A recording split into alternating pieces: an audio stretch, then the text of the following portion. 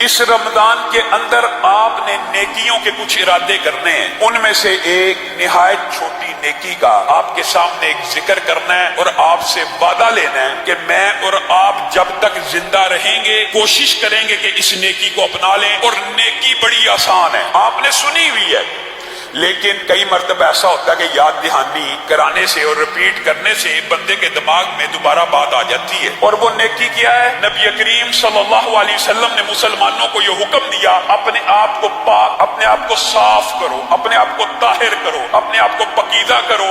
آج آپ بیماریوں میں مبتلا ہیں، سائنسدانوں نے کہہ دیا 20 سیکنڈ کے لیے ہاتھ نہیں ہے، ہر بندہ مومن ہے، مسلم ہے، وہ بھی دو رہا ہے۔ لیکن جب رسول اللہ صلی اللہ علیہ وسلم نے کہا اپنے جسموں کو پاک کرو، کس سے؟ بیماریوں سے بھی، گناہوں کی آلودگیوں سے بھی، تو وہ بات ہمیں سمجھ نہیں آئی کیسے پاک کریں۔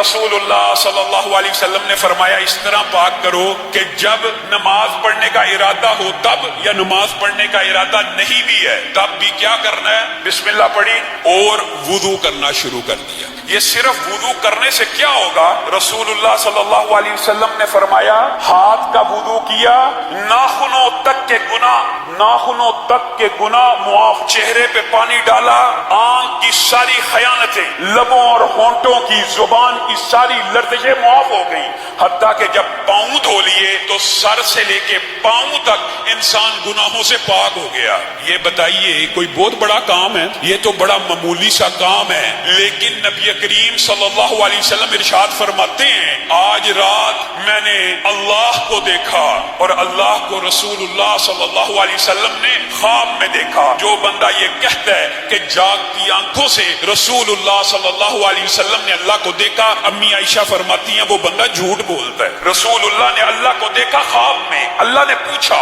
اے حبیب آپ کو علم ہے کہ کفارات کیا ہیں؟ کفارات کیا ہیں؟ رسول اللہ صلی اللہ علیہ وسلم نے جواب دیا جی اے اللہ میرے رب مجھے علم ہے کفارات کیا ہیں۔ تو اللہ نے کہا بتائیے کیا ہے؟ تو نبی کریم صلی اللہ علیہ وسلم نے آپ کو اور مجھے جو چند باتیں بتلائی ان میں سے ایک بات یہ بھی ہے کہ اس وقت وضو کرنا جب انسان کو وضو کرنا مشکل لگ رہا ہو۔ وہ کون سا وقت ہوتا ہے؟ شدید سردی کا، جس وقت وضو مشکل ہوتا ہے۔ آج تو گرمی ہے، وضو کرنا کوئی مشکل ہے؟ یہ اتنا بڑا اجر و ثواب کا کام ہے، بیماریوں کو دور کرنے کا کام ہے، گناہوں کو دور کرنے کا کام ہے کہ آپ حیران رہ جائیں۔ رسول اللہ صلی اللہ علیہ وسلم نے ارشاد فرمایا جو بندہ سونے سے پہلے صرف وضو کر کے سوتا ہے، بتائیے یہ حدیث سنی ہے؟ آج آپ نے یہ وعدہ کرنا ہے اپنے آپ سے، اللہ سے، اللہ یہ اتنی بڑی بات نبی کریم کی ہم تک پہنچی ہے، آج ارادہ کرتے ہیں کبھی اس کام کو نہیں چھوڑیں گے۔ نبی کریم صلی اللہ علیہ وسلم نے ارشاد فرمایا جو بندہ رات سونے سے قبل وضو کرتا ہے، کوئی نماز پڑھتا ہے نہیں، کوئی تلاوت کرتا ہے نہیں، صرف وضو کرتا ہے اور وضو کر کے سو جاتا ہے، اللہ رب العزت آسمان کی بلندیوں سے ایک فرشتہ نازل کرتے ہیں جو پوری رات اس کے ساتھ بسر کرتا ہے۔ کس کام کے لیے؟ کس کام؟ جو بندہ صرف وضو کر کے سو جائے اللہ آسمان سے ایک فرشتہ نازل کرتے ہیں کہ پوری رات اس بندے کے ساتھ رہنا ہے۔ یہی فضیلت ہوتی تو بات مکمل تھی، لیکن اللہ تعالیٰ نے بھی نبی کریم کے ذریعے کوئی بات مخفی یا پوشیدہ نہیں چھوڑی۔ نبی کریم نے کہا وہ فرشتہ پوری رات بندے کے پاس کس لیے رہتا ہے کہ بندہ جب کروٹ بدلے، جب بھی کروٹ بدلے، رات کو سوتے میں بندہ کروٹ بدلتا ہے، جب وہ کروٹ بدلتا ہے جو آسمان سے فرشتہ نازل ہوا ہے وہ اللہ کو کہتا ہے اللہم اغفر لہ، اللہم ارحم، اللہ اس کے گناہوں کو معاف کر، اللہ اس کے اوپر رحمتوں کا نزول فرما۔ اور حدیث کے دوسرے ٹکڑے کے الفاظ پتہ کیا؟ کروٹ سے کئی مرتبہ آنکھ نہیں کھلتی، انسان سویا ہوا ہے کروٹ لی، پتہ ہی نہیں، بندے کو بھی نہیں پتا میں نے کروٹ لی ہے کہ نہیں، لیکن فرشتہ دعا کرتا جا رہا ہے اللہ اس کی مغفرت کر، اس کے اوپر رحمتوں کا نزول فرما۔ اور پھر حدیث میں کیا آتا ہے کہ کبھی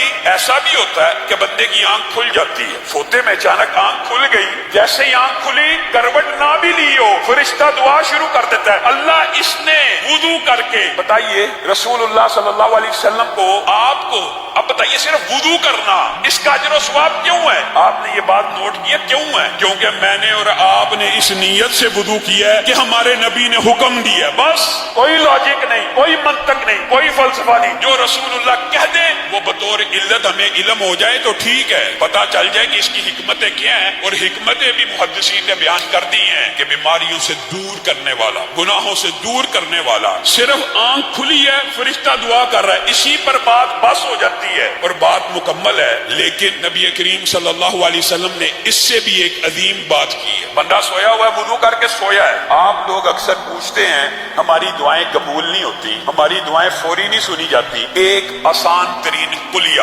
ایک ہی کلیے کے اندر فرشتے کی صحبت، ساری رات فرشتہ آپ کے ساتھ رات بسر کرے گا، صرف بسر نہیں کرے گا، ساری رات جب بھی آپ ہلیں گے، کروٹ لیں گے، آپ کی مغفرت کی دعا کرے گا، جب بھی آنکھ کھلے گی آپ کی مغفرت کی دعا کرے گا۔ تین باتیں۔ اور چوتھی بات کیا ہے؟ جس وقت آنکھ کھل گئی اور انسان اپنی یہ ٹریننگ کر کے سوئے کہ وضو میں سو رہا ہوں، اگر آنکھ کھل گئی، اللہ نے موقع دے دیا تو اللہ کے سامنے لیٹے لیٹے ہی چند گزارشات پیش کر دوں گا۔ نبی کریم صلی اللہ علیہ وسلم نے کہا وضو کی حالت میں سونے والا انسان کروٹ لے تب بھی معافی، آنکھ کھلے تب بھی معافی کی دعا تو فرشتہ کر رہا ہے، لیکن اتنا بیدار ہو جائے کہ ہوش حواس آ جائیں اور اللہ کے سامنے ہاتھوں کو پھیلا کر اسی حالت میں اللہ سے کسی بھی چیز کا مطالبہ کرے، اللہ تعالیٰ وہ مطالبہ قبول کر لیتے ہیں۔ بتائیے رسول اللہ نے کوئی بات ادھوری چھوڑی ہے؟